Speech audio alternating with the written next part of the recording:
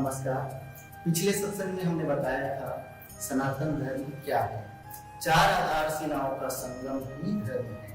वैसे ही मित्रों, इस सनातन धर्म का चार शाखाएं भी हैं, जिसे पंथ कहा गया है: सिख, जैन, बौद्ध और कबीर पंथ। इसके अलावा जो कहा गया है कि ये धर्म है, वो दरअसल धर्म है ही नहीं।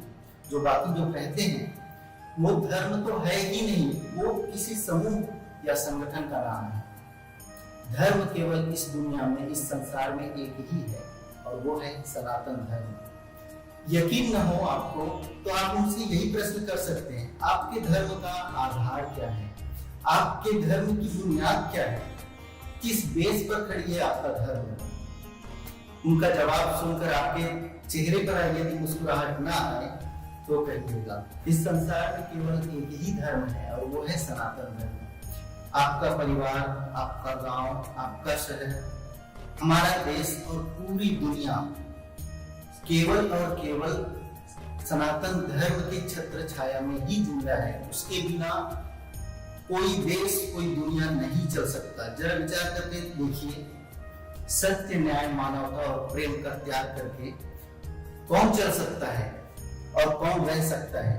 ये जरा आप ही विचार कीजिए कि पूरा संसार सनातन धर्म की ही छत्र छाया में पल बढ़ रहा है। जैसे सूर्य नमस्कार करने वालों को भी प्रकाश देता है और नहीं करने वालों को भी प्रकाश देता है।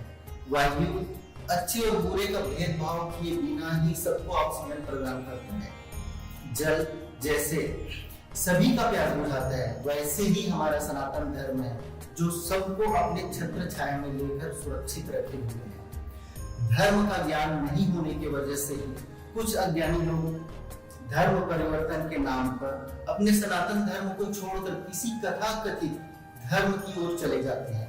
उन सभी तक ये हमारा सत्संग पहुंचाने की जिम्मेदारी आपकी है।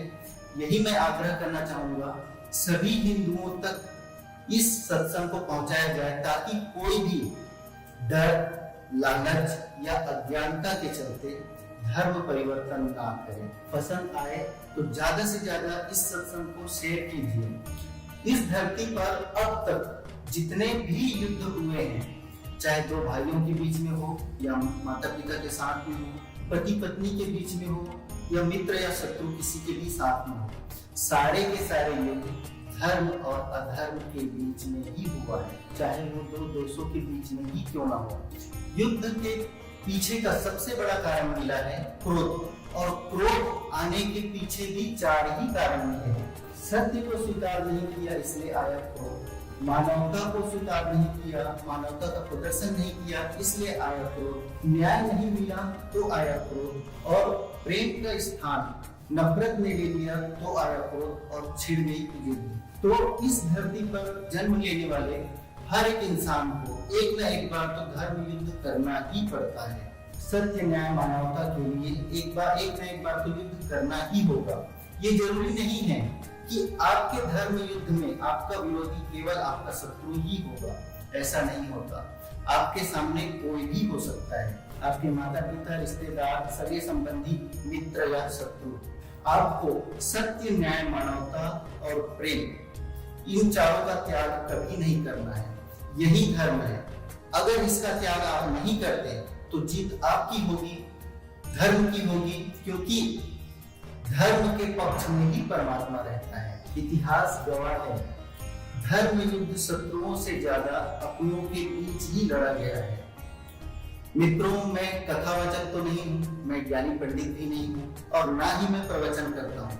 मैं आपके जैसे ही एक साधारण इंसान हूँ। गलतियां मुझसे भी होती है, अवगुण मुझमें भी है। मेरे अवगुणों को छोड़कर सद्गुणों को अपनाकर अगर आप मुझे फॉलो करते हैं तो बेहतर होगा। प्रश्न है तो उत्तर है, और उत्तर ही ज्ञान है। और जो ज्ञान अपने अंतर आत्मा से मिलता है, जो परम सत्य को सिद्ध करता है, वो ब्रह्म ज्ञान है। तो आज का हमारा ये प्रश्न आपसे, इस जीवन में आपको मुक्त में क्या मिला है, इसका ये प्रश्न आप खुद से ही करना है।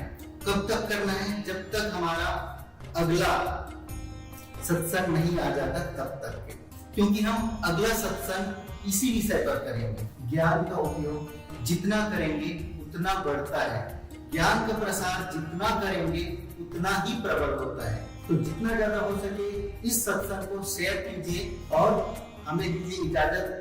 हम फिर मिलेंगे अगले सत्संग में, तब तक के लिए नमस्कार।